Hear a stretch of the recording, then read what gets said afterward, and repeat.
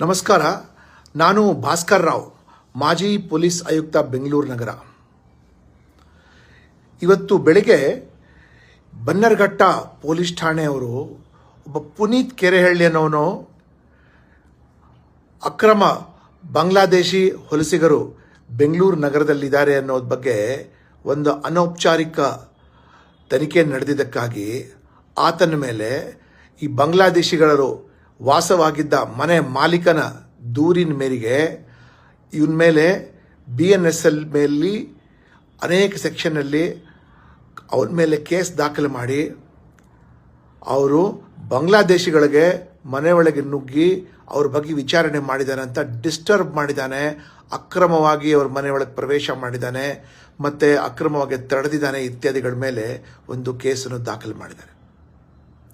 ನಿನ್ನೆ ತಾನೇ ಕೆಲವು ಬುದ್ಧಿಜೀವಿಗಳು ಕರ್ನಾಟಕದ DGP ರವರಿಗೆ ಭೇಟಿ ಮಾಡಿ ಬಾಂಗ್ಲಾದೇಶಿಗಳಿಗೆ ಪದೇ ಪದೇ ತುಂಬ ತೊಂದರೆ ಕೊಡ್ತಾ ಇದ್ದಾರೆ, ಇವ್ರಿಗೆ ಸಹಾಯ ಮಾಡಬೇಕು, ಇವ್ರ ತಂಟೆಗೆ ಯಾರೋ ಬರಬಾರ್ದು ಅನ್ನೋ ದೃಷ್ಟಿಯಿಂದ ಒಂದು ದೂರು ಕೂಡ ಕೊಟ್ಟಿರ್ತಾರೆ.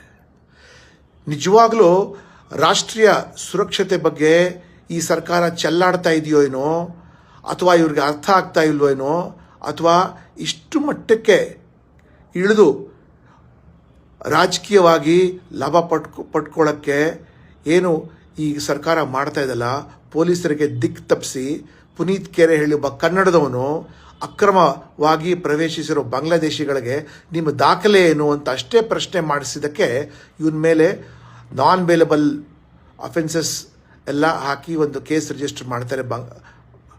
ಪುನೀತ್ ಕೆರೆಹಳ್ಳಿ ಹತ್ರ ಯಾವ ವೆಪನ್ ಕೂಡ ಇರಲಿಲ್ಲ, ಪುನೀತ್ ಕೆರೆಹಳ್ಳಿ ಯಾವ ಫೋರ್ಸ್ ಕೂಡ ಯೂಸ್ ಮಾಡಿಲ್ಲ. ನಿಜವಾಗ್ಲೂ ಈ ಸರ್ಕಾರ, ಮಾನ್ಯ ಗೃಹ ಸಚಿವರು ಯಾವ ದಿಕ್ಕಿನಲ್ಲಿ ನಮ್ಮ ರಾಜ್ಯಕ್ಕೆ ನೀವು ಕರ್ಕೊಂಡು ಹೋಗ್ತಾ ಇದ್ದೀರಾ? ಈಗಾಗಲೇ ಅಸ್ಸಾಂಗಿಂತ ಹೆಚ್ಚಾಗಿ ಕರ್ನಾಟಕದಲ್ಲಿ ಹೆಚ್ಚು ಬಾಂಗ್ಲಾದೇಶಿಗಳಿದ್ದಾರೆ. ಅವರು ಬರ್ತಾ ಬರ್ತಾ ಬೆಂಗಳೂರ ಪೂರ್ವ ಭಾಗದಿಂದ ಪಶ್ಚಿಮ ಭಾಗಕ್ಕೂ ಅವರು ಬರೋಕ್ಕೆ ಪ್ರಾರಂಭ ಮಾಡ್ತಾರೆ.